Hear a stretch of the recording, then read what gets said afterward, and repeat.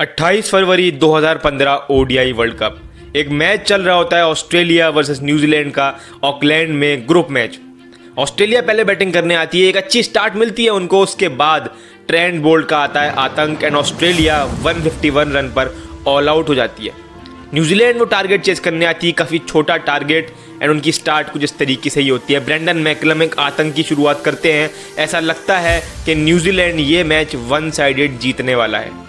लेकिन फिर शुरुआत होती है एक महान करियर की, एक ऐसे करियर की जिसने सब कुछ बदल दिया, एक ऐसे खिलाड़ी ने, एक ऐसे फास्ट बॉलर ने जिसने अपनी कहानी खुद लिखी, मिचेल स्टार्क। सब लोग जानते थे टैलेंट बहुत है मिचेल स्टार्क के अंदर। 2011 से ऑस्ट्रेलिया में वो कभी इन हो रहे थे, कभी आउट हो रहे थे, खेल रहे थे, बट किसी को नहीं पता था कि 2015 वर्ल्ड कप का ये मैच हमको दिखेगा मिचेल स्टार्क का आतंक, हमको दिखेगा एक वो पहली झलक इस गेंदबाज की कि वो कितना खतरनाक हो सकता है।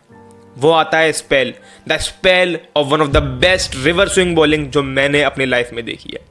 न्यूजीलैंड के ओपनर्स आउट करते हैं वो, उसके बाद न्यूजीलैंड के जो मिडिल ओवर बल्लेबाज होते हैं वो ऐसे आउट होते हैं जैसे कोई टेलेंडर बल्लेबाज बैटिंग कर रहे हैं। टेल को भी इस तरीके से आउट करते हैं, क्लीन बोल्ड पे क्लीन बोल्ड, क्लीन बोल्ड पे क्लीन बोल्ड। ग्रैंट एलियट का तो वो क्लीन बोल्ड मेरे दिमाग में आज भी रहता है, जिस तरीके की बॉलिंग करी। हालांकि अंत में केन विलियमसन ने 6 मारकर न्यूजीलैंड को 1 विकेट से वो मैच जिता दिया। ऑस्ट्रेलिया वो ग्रुप का मैच हार गया, लेकिन क्रिकेट जीत गया क्योंकि उनको मिला Mitchell Starc, arguably the greatest big game player of all time. And इसलिए मैं बोलूँगा डियर मिचेल स्टार्क, ये वीडियो आपके लिए।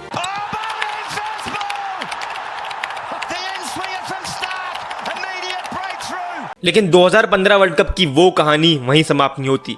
स्टार्क का वो वर्ल्ड कप एक फेरी टेल वर्ल्ड कप जाता है। क्या करते हैं मिचेल स्टार्क उस वर्ल्ड कप के अंदर? 22 विकेट लेते हैं, 10 का एवरेज, हर 17 बॉल का स्ट्राइक रेट पे वो विकेट ले रहे थे। ये बेस्ट स्टैट्स हैं आज तक के according to average, economy and wickets किसी भी वर्ल्ड कप में किसी भी बॉलर के।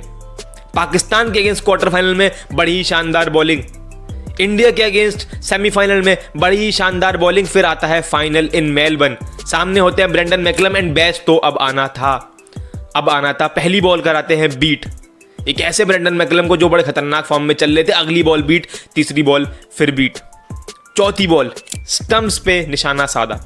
बॉल कहां पे जाके लगी? मिडिल स्टंप पर। ब्रेंडन मैकलम क्लीन बोल्ड, पूरा एमसीजी झूम उठा क्योंकि सबको पता था कि शायद ये वर्ल्ड कप है। एंड हाँ, वही वर्ल्ड कप था। तीसरी चौथी बॉल में तो वर्ल्ड कप खत्म कर दिया इस बॉलर ने, क्योंकि ये ऑरा था इस शानदार बॉलर का उस वर्ल्ड कप के अंदर।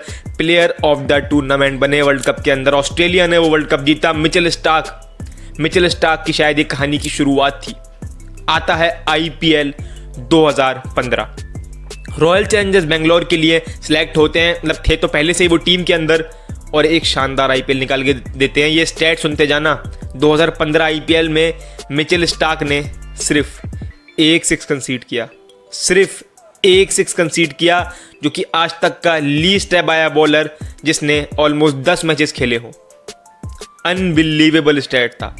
मैं कह रहा हूं ना, ये तो कहानी की शुरुआत थी मिचेल स्टार्क की, इस कहानी की। एंड मिचेल स्टार्क उस आईपीएल के बाद तो एक ऐसे नाम बन चुके थे वर्ल्ड क्रिकेट के अंदर जिनको सब जानते थे भाई, तेज गति, जिसको सब जानते थे इन स्विंगर्स, यॉर्कर्स, लेफ्ट आर्म, लंबे फास्ट बॉलर, जिनका जो स्टाइल था ना, जिनका जो ऑरा था, जिनकी जो रिदम थी जब वो बॉलिंग करते थे वो बड़ी सुंदर लगती थी। 2016 का वो मैच वाका पे, जहां पे उन्होंने फेंकी 161 किलोमीटर पर आवर स्पीड की बॉल, शोएब अख्तर की फास्टेस्ट बॉल से जरा सा ही कम रह गया। बट एक और चीज दिखाई कि पेस उनके पास कितनी है। जब वो रिदम में होते हैं, जब वो फॉर्म में होते हैं, जब वो फुल फ्लो में होते हैं, तो वो कैसी बॉलिंग कर सकते हैं। अब सवाल यहाँ पे यही खड़ा था, क्या मिचेल स्टार्क इंडिया में परफॉर्म कर सकते हैं? ठीक है, ऑस्ट्रेलिया में परफॉर्म करा, इंग्लैंड में परफॉर्म करा, साउथ अफ्रीका में परफॉर्म कर लिया, क्या इंडियन कंडीशन में अच्छी बॉलिंग कर सकते हैं? आती है 2017 बॉर्डर गावस्कर ट्रॉफी। एक ऐसी पिचेस मिलती हैं जहाँ फास्ट बॉलिंग का रोल होता है। मिचेल स्टार्क उस सीरीज के अंदर बस 2 मैच खेलते हैं क्योंकि वो इंजर्ड हो जाते हैं 2 मैच के बाद। लेकिन जो वो 2 मैच खेलते हैं ना, मुझे अभी भी याद है, पुणे के अंदर उनके हाथ में थी नई बॉल, जिस तरीके से पुजारा को वो आउट करते हैं, बाहर जाती हुई बॉल, चेस्ट लेंथ, पुजारा का ग्लव लेती हुई चली गई वो बॉल। फिर आते हैं विराट कोहली बल्लेबाजी करने पुणे के उस मैदान में, एक ऐसे विराट कोहली जिनका जो साल 2016-17 था वो बड़ा ही ज़बरदस्त था। ऐसा था कि वो आउट ही नहीं हो रहे थे, बाहर जाती हुई बॉल विराट कोहली छीनने जाते हैं, एज लगता है स्लिप में स्टीव स्मिथ के हाथ में बॉल।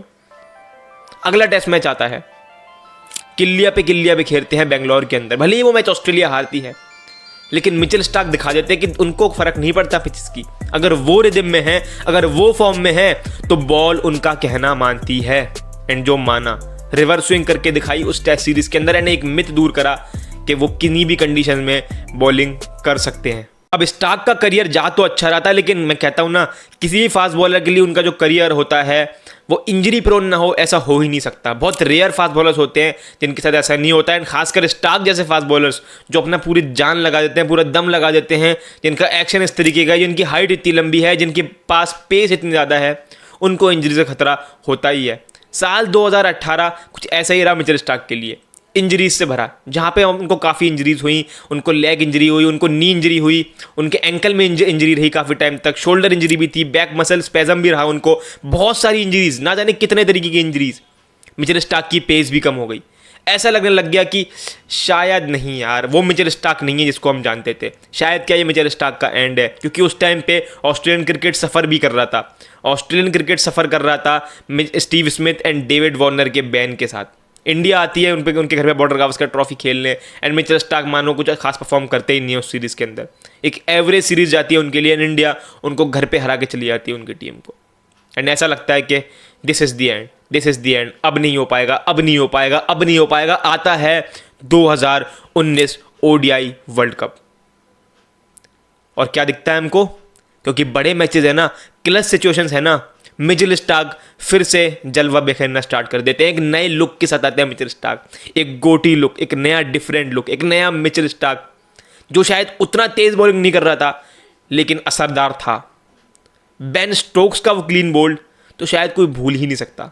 वो बॉल क्या बॉल थी, पहले अंदर आई, फिर बाहर गई, एंड फिर अचानक से अंदर आई। रिवर्स स्विंग बॉलिंग का एक मास्टर क्लास, एक ऐसे बेन स्टोक्स जो प्लेयर ऑफ द टूर्नामेंट थे ऑलमोस्ट उस वर्ल्ड कप के अंदर। टेक्निकली तो नहीं थे, बट मेरे हिसाब से तो थे। उनको जिस तरीके से क्लीन बोल्ड किया लॉर्ड्स के उस मैदान में, लगातार अच्छी बॉलिंग करी। ऑस्ट्रेलिया भले सेमीफाइनल में हार गया, लेकिन स्टार्क का एक और शानदार world cup, leading wicket taker थे उस वर्ल्ड कप के अंदर। एक ऐसे मिचेल स्टार्क जो इंजरीज के बाद आ रहे थे, जो काफ़ी टाइम से क्रिकेट खेल नहीं रहे थे, जिनको देख के लग रहा था कि शायद इनका करियर अब खत्म हो चुका है। लेकिन शायद यही तो खास बात होती है इन चैंपियन खिलाड़ियों की, इन बड़े खिलाड़ियों की। ये जब परफॉर्म करते हैं जब लोग इनसे उम्मीद नहीं करते हैं, जब लोगों को लगता है कि अब हो गया, एंड ये कोशिश करते हैं एक और बार मैं कर सकता हूं। एंड कुछ इस तरीके का ही रहा था। बिग गेम में परफॉर्मेंसेस मिचेल स्टार्क की जब बात करते हैं तो कोई उनसे बड़ा नहीं है। आता है 2019 एशेस, ऑस्ट्रेलिया वो एशेस जीतती है, रिटेन तो करती है। मिचेल स्टार्क का बहुत बड़ा रोल नहीं था, लेकिन जितने मैचेस उनको मिले, जहाँ तक मुझे याद है मैनचेस्टर में जो उनको मैच मिला, वहाँ पे उन्होंने शानदार बॉलिंग करके दिखाई। अब ऐसा लग रहा था कि मिचेल स्टार्क शायद वापस आ चुके हैं, वो मिचेल स्टार्क जिनको हम जानते हैं। ये होती है एक लाजवाब बॉलर की कहानी, एक लाजवाब बॉलर की जिसको हम कहते हैं ना कि वो कुछ भी कर सकता है। मतलब एक कोट है ना कि मुझे बैटमैन बनना है, बट मुझे तो कभी बैटमैन बनना ही नहीं है, मुझे तो मिचेल स्टार्क बनना है। वो हर बॉलर कहता है, वो हर बच्चा कहता है जो फास्ट बॉलिंग करता है। डेल स्टेन होंगे the greatest bowler, Malcolm Marshall थे the greatest bowler, Jasprit Bumrah currently होंगे the best fast bowler in the world. लेकिन जब मैं बात करता हूँ ना big game performances, aura, legacy, royalty, तो दिमाग में नाम आता है मिचेल स्टार्क, क्योंकि उस लेवल में उन्होंने ऑपरेट करा है वर्ल्ड क्रिकेट के अंदर। बल्लेबाजों की बात होती है ना बड़े मैच में परफॉर्म करने की, उन बल्लेबाजों को ओवरशैडो कर दिया अपनी परफॉर्मेंसेस से इन बिग गेम्स। ये ऑरा रहा है इस बॉलर का, ये लाजवाब बॉलर रहा है ये, मतलब ऑस्ट्रेलिया के लिए, एंड जहाँ जहाँ भी ये खेला, जिस टीम के लिए खेला, चाहे आरसीबी के लिए खेलो, चाहे दिल्ली कैपिटल्स के लिए खेलो, चाहे आप कह लो कोलकाता नाइट राइडर्स के लिए। भले ही सीज़न इतना बढ़िया नहीं गया था, बट फाइनल सेमीफाइनल में परफॉर्म करके दिखाया। तो इसलिए मैं बोलूँगा डियर मिचेल स्टार्क, इसलिए मैं बोलूँगा क्योंकि शायद मैं खुशकिस्मत हूँ कि मैंने इस बॉलर को अपने होश हवास में देखा बॉलिंग करते हुए लाइव। उससे बढ़िया कुछ नहीं हो सकता मेरे लिए एज अ क्रिकेट फैन। बहुत से लोग बोलते हैं कि मैंने कपिल देव को देखा, कुछ लोग बोलेंगे मैंने मोहम्मद अजहरुद्दीन की बैटिंग करते हुए देखा, कुछ लोग बात करते हैं कि मैंने इसको देखा, मैंने उसको देखा, कुछ बोलेंगे कि मैं उसको देख लिया। मतलब ऐसी चीज़ें होती है। मैं खुश हूँ कि मैंने मिचेल स्टार्क को खेलते हुए देखा, एंड शायद आप लोग भी खुश होंगे, तभी आपने इस वीडियो पे क्लिक करा है। अगर इस वीडियो पे क्लिक करा है तो लाइक करके जाओ, सब्सक्राइब करके जाओ, क्योंकि ऐसे क्रिकेटर्स के बारे में हम बात करते रहेंगे लगातार इस चैनल के ऊपर। मिलते हैं अगली ऐसी किसी वीडियो में, जब तक के लिए गुड बाय।